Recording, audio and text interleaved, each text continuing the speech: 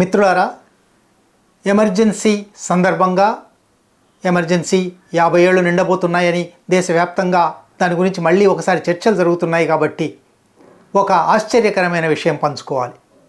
ఇవాళ ఏ ఎమర్జెన్సీని నరేంద్ర మోడీ రాష్ట్రీయ స్వయం సేవక్ సంఘ్ విమర్శిస్తూ ఉన్నాయో ఆ ఎమర్జెన్సీ లేకపోతే వాళ్ళకి అధికారమే ఉండేది కాదు.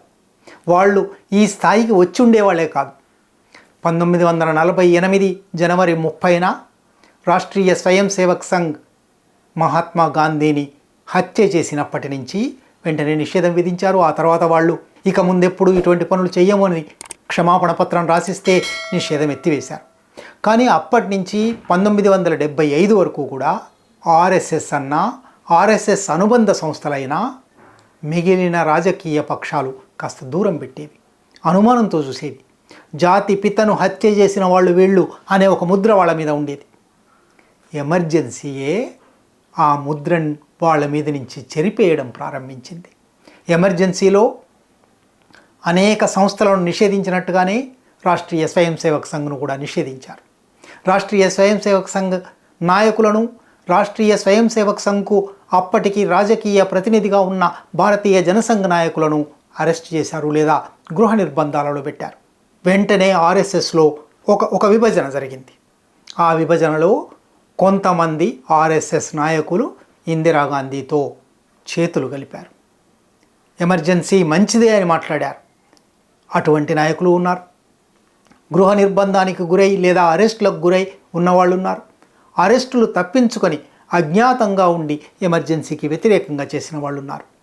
సరే, ఎమర్జెన్సీని ఆమోదించిన వాళ్ళను పక్కన పెడితే అరెస్ట్ అయ్యి జైల్లో ఉన్న వాళ్లతో జయప్రకాష్ నారాయణ్ ఇందిరాగాంధీ వ్యతిరేక ఐక్య సంఘటన కట్టదలుచుకున్నప్పుడు వీళ్ళు కూడా జైల్లో ఉన్నారు కదా, కాబట్టి ఇంతకాలము వీళ్లను దూరం పెట్టాము కానీ ఇక నుంచి దగ్గర చేసుకోవచ్చు అనుకున్నాడు.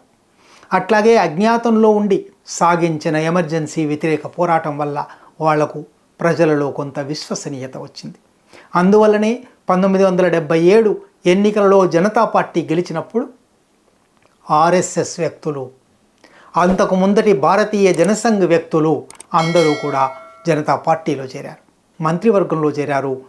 కానీ 2 సంవత్సరాల్లోనే 79 వచ్చే నాటికి డ్యూయల్ మెంబర్షిప్, ద్వంద్వ సభ్యత్వం అని ఒక చర్చ ముందుకొచ్చింది. ఆర్ఎస్ఎస్ వంటి సంస్థలో ఉన్నవాళ్ళు ప్రభుత్వంలో ఉండవచ్చునా?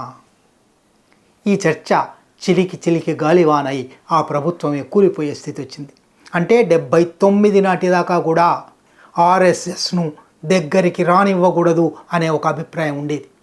ద్వంద్వ సభ్యత్వం సమస్యపై జనతా పార్టీలోనే చీలిక వచ్చి ప్రభుత్వమే కూలిపోయే స్థితి రావడానికన్నా ముందే భారత కమ్యూనిస్ట్ పార్టీ మార్క్సిస్టులో ఈ విషయమై చర్చ జరిగి ఇందిరాగాంధీ వ్యతిరేక ఐక్య సంఘటన, జయప్రకాష్ నారాయణ్ నాయకత్వంలో ఏర్పడుతున్న ఐక్య సంఘటనలో రాష్ట్రీయ స్వయం సేవక్ సంఘ ప్రతినిధులు కూడా ఉంటున్నారు. అట్లా ఉంటున్నప్పుడు ఈ ఐక్య సంఘటనకు సహకరించడాన్ని నేను అంగీకరించడం లేదు, పార్టీ అందుకు సిద్ధపడుతుంది కాబట్టి నేను నా ప్రధాన కార్యదర్శి పదవికి రాజీనామా చేస్తున్నాను అని ఒక పెద్ద పత్రం రాసి పుచ్చలపల్లి సుందరయ్య గారు రాజీనామా చేశారు. అంటే కమ్యూనిస్టుల దగ్గర నుంచి జనతా పార్టీ నాయకుల వరకు అందరూ కూడా ఆర్ఎస్ఎస్ను దూరం పెట్టాలి అనే ఒక ఆలోచన ఎమర్జెన్సీ వరకు 79 వరకు కూడా కొనసాగింది. ఈ స్థితిలోనే 1980లో రాష్ట్రీయ స్వయం సేవక్ సంఘ్ పూనికతో భారతీయ జనతా పార్టీ ఏర్పడింది. ఇదేదో విమర్శకులు అనే మాట కూడా కాదు.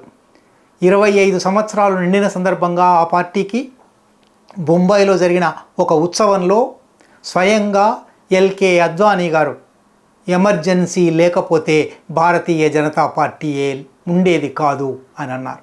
అంటే భారతీయ జనతా పార్టీ ఇవాళ చలాయిస్తున్న అధికారానికి మూలం వాళ్ళు ఏ ఎమర్జెన్సీ మైండ్ సెట్ అంటున్నారో, ఏ కాంగ్రెస్ను విమర్శిస్తున్నారో, ఏ ఇందిరాగాంధీని విమర్శిస్తున్నారో, ఆ ఇందిరాగాంధీ ప్రవేశపెట్టిన ఎమర్జెన్సీ లేకపోయి ఉంటే వాళ్లను తమతో ఐక్య సంఘటనలోకి ఆహ్వానించదగిన అర్హత ఉన్నవాళ్ళు అని ఎవరూ గుర్తించేవాళ్లే కాదు. ఒక విశ్లేషకుడు రాసినట్టు పరయా స్టేటస్ అంటే అస్పృశ్యతా స్థాయి వాళ్లను అస్పృశ్యులుగా చూసే స్థితి ఉండేది. ఎమర్జెన్సీయే వాళ్లను ప్రధాన స్రవంతి రాజకీయాలలోకి తీసుకొచ్చింది.